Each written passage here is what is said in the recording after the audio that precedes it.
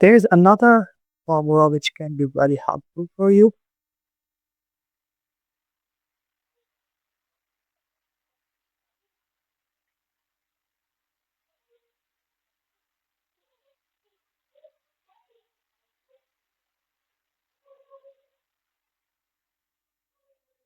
X plus the reciprocal of x whole square.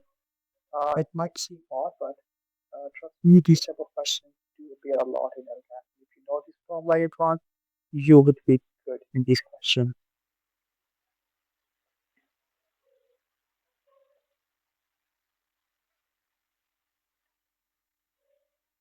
It's straightforward. Even if you don't remember it, you can derive the formula from the one we studied in the previous part. But it's beneficial if you remember that one, so you don't have to try it again and again to exam. Similarly, you have a question formula for x minus 1 over 8 as well.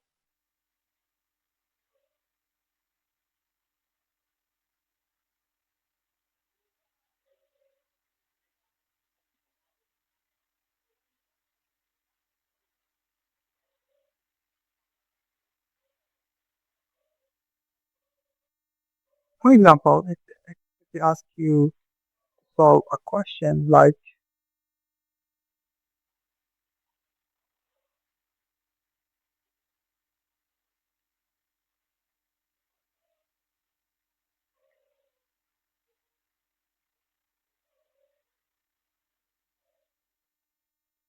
in this case, you may not solve it completely because you already know the formulas. You know the both formulas look very similar, only with the difference of a 2 in that, right? So, you know, there would be two terms for a squared, so 2 times a squared. Similarly, two terms for 1 over a squared. And finally, the different signs for 2. You have plus 2 in the first one, or a negative 2 in the second one, which would cancel out, and this would be your answer. Similarly, if there is a negative sign in between, so the same thing, but with a negative sign. Now, what happens?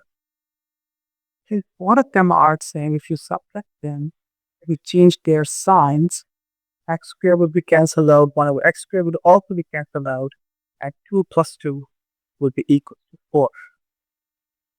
Make sure you understand the simplification. If you don't understand, just go back to the start of the video and you will understand it.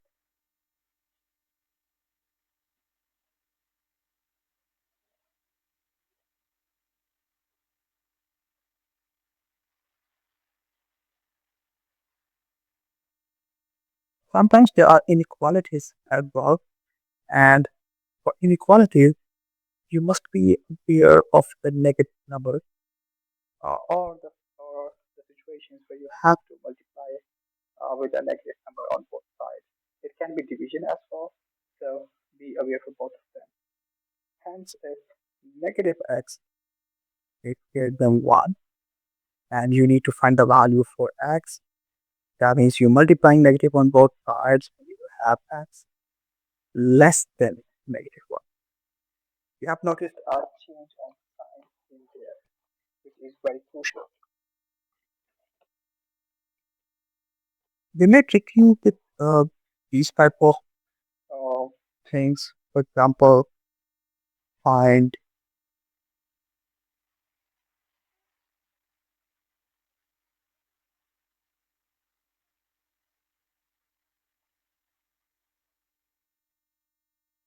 and if you do follow a method where you take the variable on the right hand side, it would be minus 4x, and then you will have to be careful with the negative sign.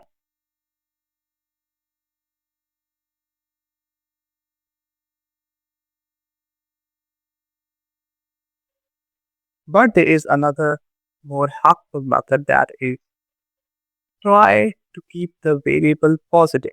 That is, instead of taking x to the right hand side, keep it on the left. So it would be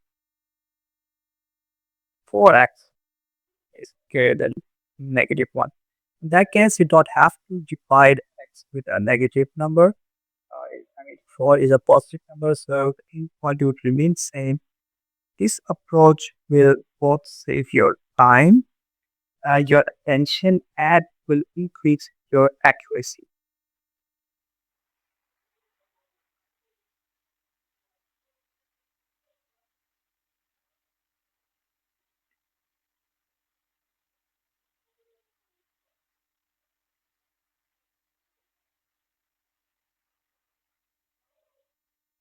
The rest of the questions are the same, just have to, follow the same thing. But there is one consideration that the denominator cannot be zero. Hence, if you have an expression like,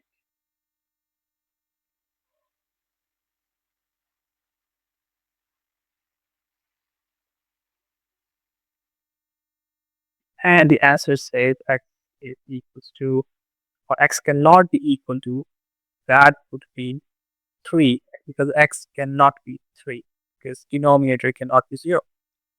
Similarly, they ask the x can be anything but it's the same answer, x cannot be equals to negative 3. But in that case, you can simplify the expression as well. For example, we know this is very similar to a square plus 2ab plus b square.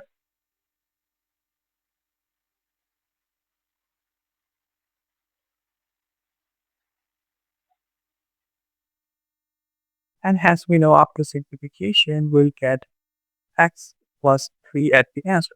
Right? But what if uh, we cannot use 3 formulas we studied in the last lecture?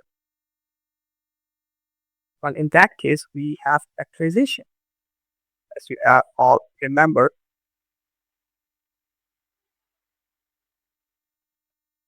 so for any polynomial, a quadratic polynomial, you must multiply the c with a. So ca would be the product. And then you divide the middle term, which is b. So b would be equals to b1 plus b2. And we also will refer this as sum. Now what happens is that the product of b1 and b2 should be equals to ca, the product, right? And there's some b1 plus b2 should be equals to the b. Let's see how it happens. Take an example.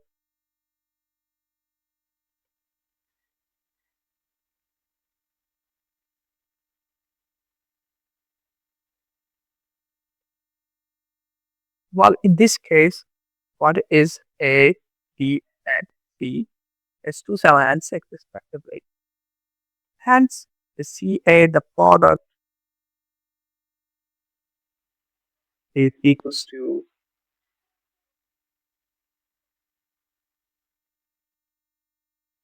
12. Now, once we have the product, we must find b1 and b2 such that their product is also 12. In our case, b is equal to 7, and there are multiple possible configurations for b1 and b2. For example, b1 can be 6 and b2 can be 1. But this does not work because 6 times 1 is not equal to 12. The next is 5, 2, which is 10. 4, 3 does work because 4 times 3 is equals to 12. Hence, the P1 and P2 would be 4 and 3 respectively. Please note that this is your last resort. If you cannot apply the identity, then you must do factorization if simplification is required. Hence, in this case, we'll break down B from 7 to 4 plus 3. And after that, it's very simple. Just take the common factor and next you will have the same term inside the bracket. Take them common as well, and then you left everything remaining.